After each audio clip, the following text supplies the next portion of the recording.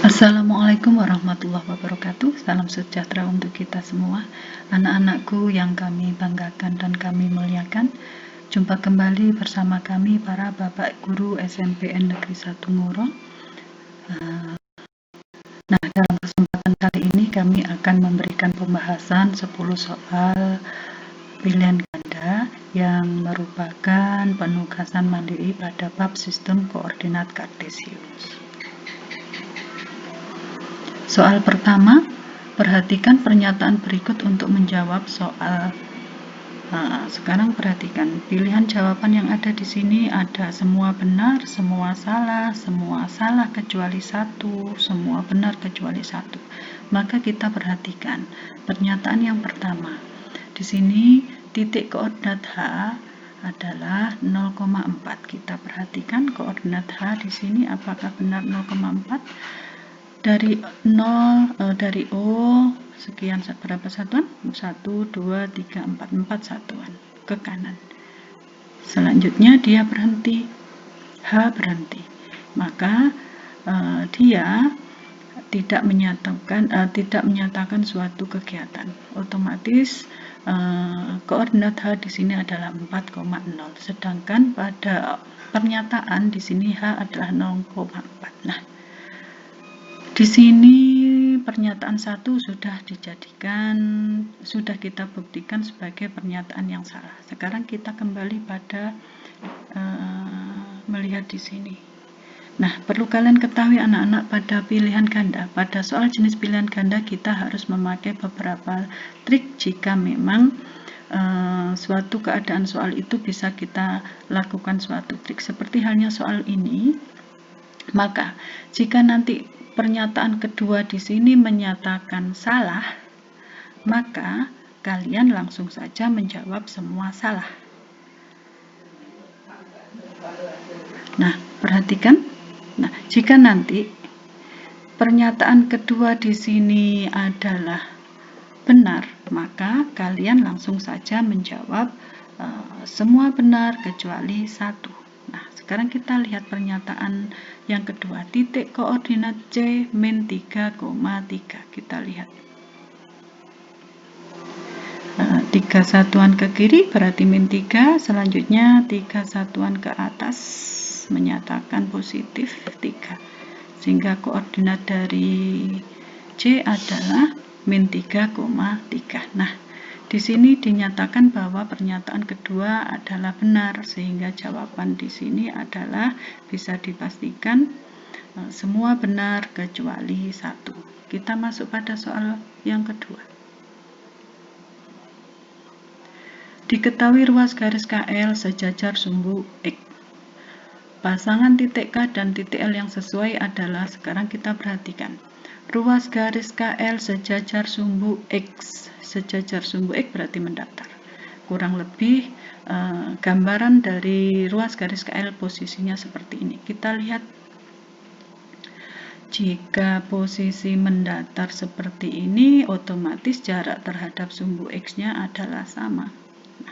Ada informasi, ingat kembali bahwa beberapa titik sejajar sumbu X, maka jarak titik terhadap sumbu X akan sama. Selanjutnya, jika jarak terhadap sumbu X sama, maka nilai koordinat Y akan sama. Perhatikan di sini. Ibaratnya di sini ada sebuah titik, maka titik koordinatnya 1,3. Selanjutnya, di sini ada sebuah titik, maka dinyatakan titik koordinatnya adalah 2,3. Terbukti bahwa semua titik atau setiap titik yang berada pada sebuah garis yang sejajar sumbu X, maka koordinat Y-nya akan sama. Dari option ini yang merupakan koordinat Y-nya sama adalah berada pada K-1,5 dan L4,5. Maka option jawaban yang benar adalah K-1,5 dan L4,5. Demikian anak-anak. Selanjutnya kita masuk pada soal ketiga. Pilih satu pernyataan yang benar dari beberapa pernyataan berikut. Nah, dari informasi ini, satu pernyataan yang benar, maka kalian langsung saja memakai trik. Kalian cari dari 4 pernyataan ini yang bernilai benar. Jika I1 benar, maka kalian tidak perlu membuktikan I2, I3, I4 atau I4 ini benar. Kita lihat. Titik D berada pada kuadran 1. Kita lihat D. Titik D ini berada tepat pada sumbu Y. Otomatis dia tidak berada di kuadran manapun, baik kuadran pertama maupun kedua. Kita lanjut, berarti salah untuk I1. Selanjutnya I2, titik dengan koordinat 1,5 dilalui aliran sungai. 1,5, titik C. Nah, ternyata titik C ini dilalui oleh aliran sungai. Otomatis langsung saja kita nyatakan bahwa I2 adalah jawaban yang atau pernyataan yang benar. Demikian anak-anak. Berlanjut ke soal berikutnya. Titik Q min 1, min 6 dan titik R 5, min 7. Nah, sekarang optionnya atau perintahnya adalah menyatakan letak titik terhadap kuadran. Ingat kembali kuadran. Nah, min 1, min 6. Min 1, min 6. Maka posisi titik Q min 1, min 6. Maka berada di kuadran ketiga. Kita lihat titik Q berada di kuadran ketiga di sini, maka ada dua kemungkinan pilihan jawaban yang benar. Pilihan pertama atau yang ketiga. Kita lihat sekarang titik R 5, min 7. 5, min 7. Maka posisi berada di kuadran pertama. Titik Q berada kuadran ketiga. 5, min 7, maaf anak-anak, 5, min 7, maka berada di kuadran keempat. Q berada di kuadran pertama, Q berada di kuadran ketiga dan R berada di kuadran keempat. Maka pilihan jawaban ada di pernyataan pertama. Kita lanjut pada soal berikutnya. Posisi titik A dengan koordinat 3, min 5 terhadap sumbu X dan sumbu Y berturut-turut sebagai berikut. Oke. Nah, ada informasi sebelumnya bahwa titik Q, kita misalkan ada sebuah titik Q, A, B, koordinat X-nya A, koordinat B-nya, koordinat Y-nya adalah B. Posisi titik Q terhadap sumbu X dinyatakan oleh koordinat Y. Yang jika positif, jika negatif maka akan berada di bawah sumbu X, dan jika positif berada di atas sumbu X. Kita lihat lagi posisi titik Q dengan A, B. Jarak terhadap posisi terhadap sumbu X dinyatakan koordinat Y. Di sini perhatikan koordinat Y-nya adalah min 5. Maka kita lihat min, maka dia nanti di sini A ini min 5. Maka A nanti akan berada di bawah sumbu X. Nah, 5 satuan di bawah sumbu X. Kita perhatikan. Maka pilihan jawabannya ada dua kemungkinan, pernyataan pertama atau yang ketiga. Untuk yang kedua dan 4 kita abaikan. Selanjutnya bagaimana dengan posisi A terhadap sumbu Y? Maka dinyatakan oleh koordinat X atau A. Di sini 3 positif.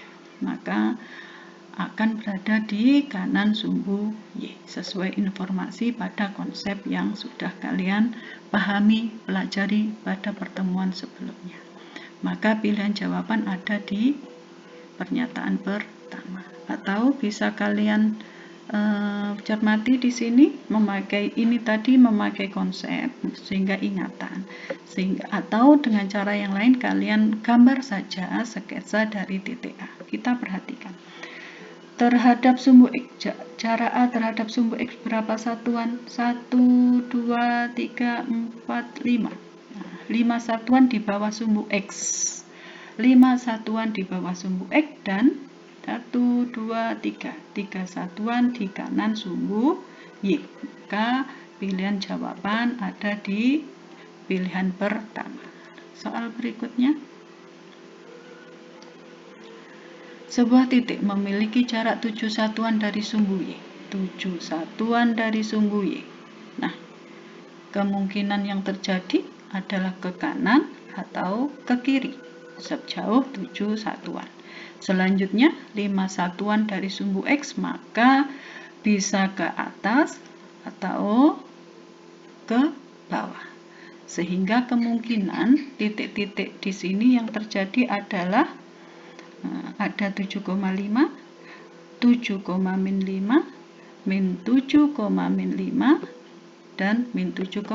Pilihan yang ada di sini ada dua pilihan, yaitu 7,5 dan min 7, min 5. Demikian anak-anak. Selanjutnya, diketahui titik E 8,3, F 12,3, di sini koordinat Y-nya sama ya, dan G 12,5. Di sini F dan G-nya adalah koordinat X-nya sama. Kita perhatikan, kalian bisa menyelesaikan dengan membuat sketsa. Nah, I-nya 8,3, F-nya 12,3, selanjutnya G-nya 12,5. Kita disuruh menentukan titik koordinat H jika keempat titik nantinya membentuk sebuah persegi panjang. Nah, sekian berapa satuan panjangnya? 1, 2, 3, 4 satuan. Sedangkan lebarnya atau tingginya di sini adalah 2 satuan. Maka garis H akan berada di sini. Akan berada di 8,5. Ini jika menggunakan sketsa. Bagaimana jika menggunakan hitungan? Nah, perhatikan E dan F. Di sini nampak koordinat Y-nya sama, yaitu 3. Selisih koordinatnya adalah 4. Koordinat X maksud saya. Selisih koordinat X-nya adalah 4. Maka kita di sini EF adalah suatu pasangan panjang dari sisi. Sekarang kita mencari panjang pasangan dari GH. Dengan ketentuan yang sama. Koordinat Y sama, yaitu harus 5. Harus sama. Supaya membentuk sebuah jarak yang sama. Y di sini harus 5, koordinat Y harus 5, maka B dinyatakan sebagai 5. Selisih koordinatnya harus 4. Harus 4 kenapa? Karena pada pasangan EF di sini koordinat X-nya mengandung selisih nilai 4. Nah, maka kita untuk mendapatkan nilai A-nya adalah 12 kurangi A sama dengan 4. Sehingga posisi A-nya adalah 12 kurangi 4 bernilai 8. Maka koordinat dari H adalah 8,5. Sama, sesuai. Demikian anak-anak, sehingga kalian di dalam menyelesaikan suatu soal dapat menggunakan sketsa ataupun hitungan matematis. Tetapi di sini ada kelebihan dan kekurangan. Jika kalian menggunakan sketsa, maka gunakan dengan skala yang tepat. Jika menggunakan hitungan matematis, kalian harus cermat. Demikian. Dan sangat teliti pastinya, baik keduanya. Oke, lanjut ke soal berikutnya. Diketahui koordinat titik C 5,5 dan F 1,5. Maka koordinat titik C terhadap F adalah, nah, anak-anak perlu kalian ingat kembali bahwa kami memberikan suatu informasi untuk mendapatkan koordinat titik terhadap titik tertentu. Ada 3 bagian yang kami berikan, diantaranya yaitu rumus tikor acuan. Di sini kalian dikenalkan tikor lama, titik koordinat lama dikurangi titik koordinat acuan akan menghasilkan tikor baru, titik koordinat baru. Maka tikor lamanya di siapa ini, nak? Oh, di C. Maka koordinat C-nya 5,5, tikor acuannya F 1,5. Kita kurangkan. Nah, menghasilkan 5 kurangi 1 adalah 4, 5 dikurangi min 5 adalah 10. 5 kurangi min 5 adalah 10. Maka koordinat, maaf ini ada kesalahan, koordinat C terhadap F adalah 4,10. Nah, ada cara yang lain yaitu garis sumbu bayangan terhadap tikor acuan. Kita letakkan titik F 1,-5 sesuai. Ini maaf, ini ada informasi huruf V ini ya. Maaf, ini tidak ada. Cukup di F adalah 1,-5. Sekarang di F sebagai titik acuan kita buat garis sumbu bayangan. Selanjutnya titik C-nya. Nah, titik C semula berada di sini. Maka kita melangkah berdasarkan titik pusatnya yang berada di F. Berapa satuan di sini mendatar? Dari 1 ke 5, maka ada 4 satuan ke kanan. Selanjutnya ke atas, ini tadi 4 satuan ke kanan berarti plus 4.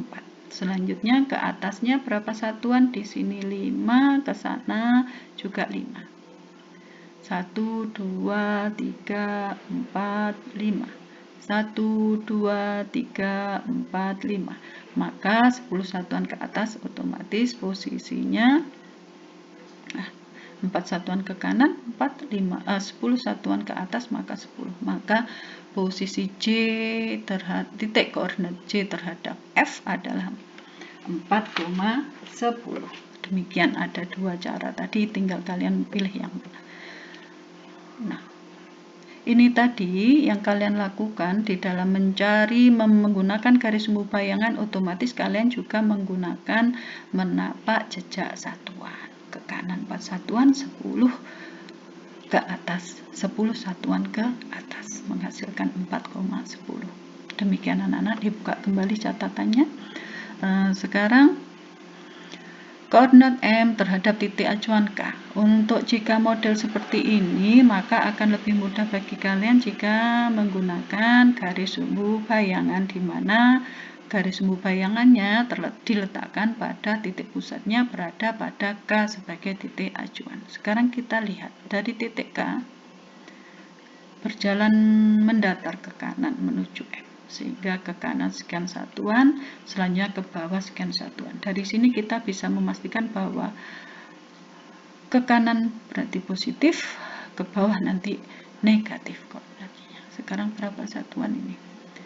1, 2, 3, 4, 5. 5 satuan ke kanan. Kita lihat di sini. Maka pilihan, ada 2 alternatif pilihan anak-anak. Yang 5 ke kanannya berarti 5 positif. Nah, sekarang informasi tadi menuju M kan negatif ke bawah, maka bisa dipastikan pilihan ada pada yang 5,-4 dengan catatan informasi bahwa tadi menyatakan posisi ke bawah sekian satuan, 4 satuan. Kita cek apakah benar. Oh ya, benar. Ini tadi arahnya salah ya anak-anak, mohon maaf, seharusnya dia berjalan ke bawah menuju M, kan dari posisi 5 satuan ke kanan, maka 4 satuan ke bawah menghasilkan 5,-4. Sekarang perhatikan bidang koordinat berikut. Pernyataan yang paling benar yang menyatakan pasangan garis sesuai dengan posisinya adalah, sekarang perhatikan. Kita baca keseluruhan pernyataan. Jika ada yang benar, maka itulah jawaban yang benar. Garis L berpotongan dengan garis K. Garis L berpotongan dengan garis K. Kita tahu di sini ada L dan K membentuk sudut siku-siku, sehingga jika di sini dinyatakan L berpotongan dengan garis K, maka kalimat hubungannya terlalu umum. Seharusnya L berpotongan tegak lurus dengan garis K. Oke, sekarang masuk pada pernyataan yang kedua. Sehingga pernyataan pertama salah ya anak-anak. Kita masuk pada pernyataan kedua. Garis M berpotongan dengan K. Garis M berpotongan dengan K. Kita lihat di sini. Terkesan tidak ada hubungan, tetapi perlu kalian ketahui, jika K diperpanjang ke bawah, M diperpanjang ke bawah, ke samping dan ke bawah, maka di sini antara K dengan M ada titik potong, satu titik potong, sehingga disinilah dikatakan bahwa garis M berpotongan dengan garis K. Maka pilihan jawabannya adalah pernyataan yang kedua. Di sini ini informasi yang bisa kami berikan, pembahasan 10 soal pilihan ganda. Nah, demikian anak-anak yang bisa kami sampaikan. Terima kasih. Wassalamualaikum warahmatullahi wabarakatuh. Salam sejahtera untuk kita semua.